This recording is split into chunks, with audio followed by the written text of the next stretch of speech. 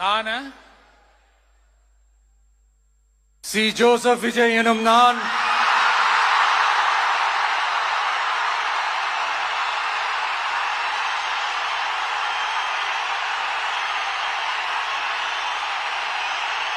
சட்டப்படி அமைக்கப்பெற்ற இந்திய அரசியல் அமைப்பின்பால் உண்மையான நம்பிக்கையும் மாறா பற்றும் கொண்டிருப்பேன் என்றும்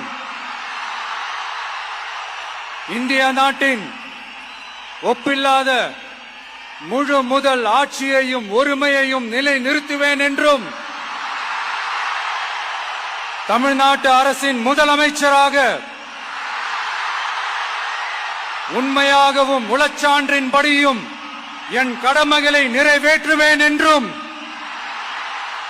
அரசியல் அமைப்பிற்கும் சட்டத்திற்கும் இணங்க அச்சமும் ஒருதலை சார்பும் இன்றி விருப்பு வெறுப்பை விலக்கி பலதரப்பட்ட மக்கள் அனைவருக்கும் நேர்மையானதை செய்வேன் என்றும் ஆண்டவன் மீது ஆணையிட்டு உறுதிமொழிகிறேன்.